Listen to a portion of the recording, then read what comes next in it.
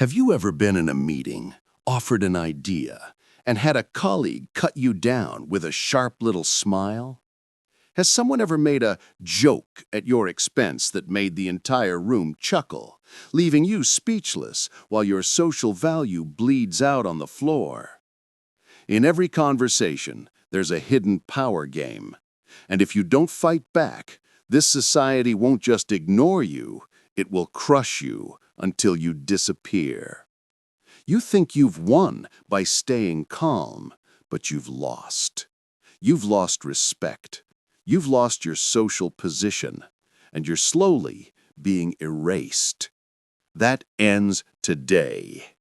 I'm going to show you how to take a bully's attack, the very words they use to humiliate you, and turn it into a weapon that makes them the laughingstock of the room.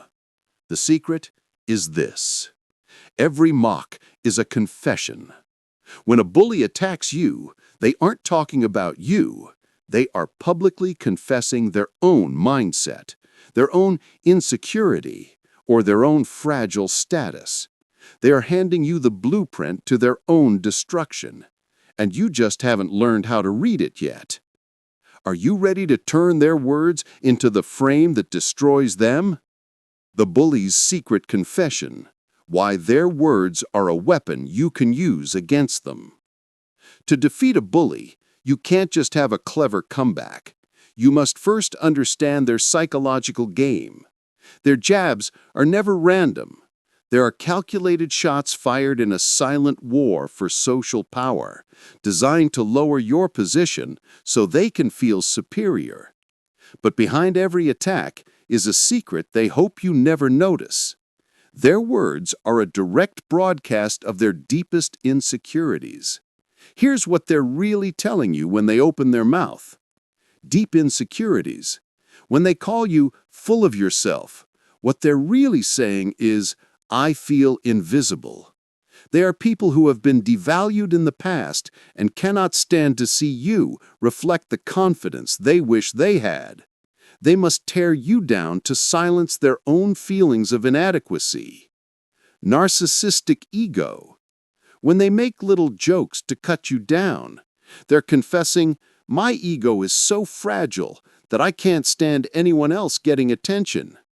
They desperately want to own the room's spotlight, and your presence is a threat that their weak ego cannot handle. Power games. Their mockery in meetings or friend groups is a pathetic, desperate battle for social position. Every jab is an attempt to push you off the frame chair so they can claim a higher spot in the hierarchy. It's a silent, sad competition for social power they feel they're losing. Fear of your growth. When they mock your new confidence or your better style, they're screaming, I'm terrified of this new version of you that I can't control. They don't hate you. They hate that you're no longer the submissive person who made them feel comfortable and superior. This isn't just about arguments in the office. This is a battle for your reality. History is filled with brilliant minds who lost everything because they lost the frame game.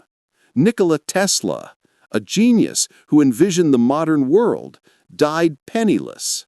Why? Because Thomas Edison, a master of public perception, framed him as dangerous and unreliable. Edison didn't have better ideas. He had a better frame. He electrocuted animals in public just to make Tesla's technology look scary.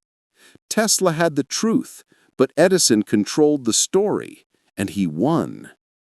Every time you stay silent, you are letting someone else become the Edison to your Tesla. You are letting them write your story. This insecurity is the crack in their armor, and now I'm going to give you the hammer to shatter it. The mirror method, a 3-second technique to make bullies expose themselves. This is the core technique you can use immediately. It's not about being clever, witty, or aggressive. It's about becoming a perfect psychological mirror. You are going to take their words and reflect their own hidden fear back at them so clearly that the entire room sees it. Here's the two-step mirror method works. Step 1.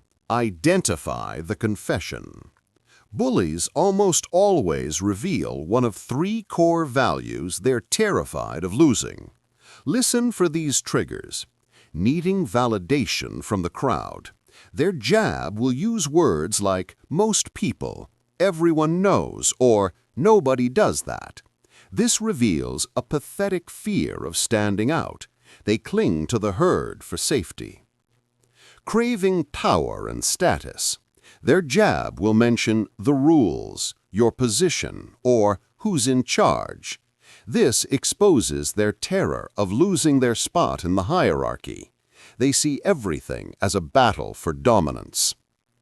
Fear that you might be smarter. This will attack your intelligence or effort, calling you a know-it-all, overconfident, or saying you're trying too hard. This is a direct confession that they feel outshined by you and must discredit you before you rise above them. Step 2. Hold up the mirror. This is the golden rule. You must never insult them, never explain yourself, and never invent new words. Doing so makes you look weak and defensive. Instead, you will take the exact phrase they used, the one that revealed their insecurity, and use it to craft a calm, sharp response that exposes them. Once you master this method, any attack can be flipped.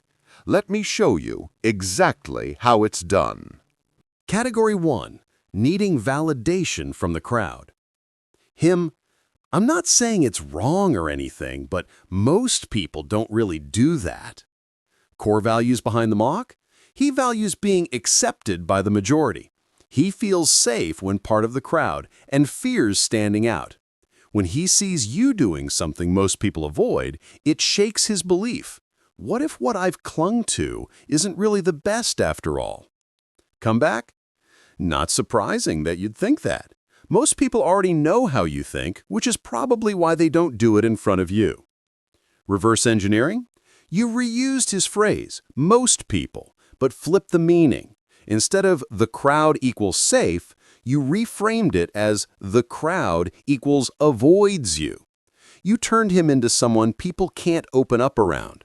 It exposes the fact that he's not actually well-liked, he's just uninspiring to speak to. Category 2. Craving power and status above others. Him, you're still pitching stuff like that? Feels like you don't even know the rules at this table. Core values behind the mock? Values hierarchy, power, and how things are done. Afraid his authority might get undermined. The word rules is not just protocol, it's his boundary of control. Come back? If you weren't afraid of losing that power one day, you wouldn't bring up the rules to someone like me. Reverse engineering? You don't deny the existence of rules. You reframe his mention of rules as a sign of fear, not strength. You expose that he feels threatened by you bending the game. The room now sees He brought up rules to defend territory, not to help you. You shift the frame. He's not the enforcer of rules. He's insecure about losing his place. Category 3. Fear that you might be smarter, better, or more driven. Him, go ahead and pitch, but don't act like you know everything, all right? Core values behind the mock? He is afraid your knowledge will outshine his, making him look small. Know-it-all is used to pull you down and silence you. Come back. What I said is just basic knowledge to me. You don't feel the same?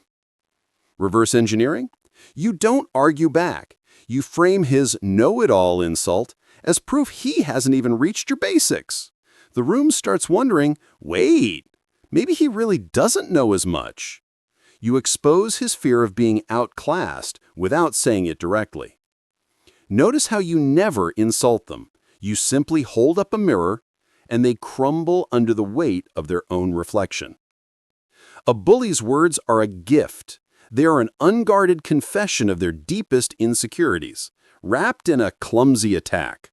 Once you learn to see their mockery not as an insult, but as a piece of intelligence, you gain all the power. The goal isn't just to win a single argument. It's to reframe the entire power dynamic so profoundly that they become afraid to even try again. You become the person whose mind they can't read, the person whose calm response can dismantle their ego in seconds. You go from being the one they love to mock to the one they dare not touch. This was just a sample from my book, How to Make a Bully Look Stupid in One Sentence. If you want to flip a bully's words and make the whole room laugh at them in 3 seconds without explaining or insulting until it becomes instinct, this book gives you 50+ real-life mock-to-comeback examples, each broken down to show why they work. The replies you must never use. They make you weaker. How to judge when to respond and when silence is stronger. A method to improvise new lines on the spot. Ready to use comeback lines for any situation. A quick test to prove you're ready. Grab a free sample or the full book at the link in the description below.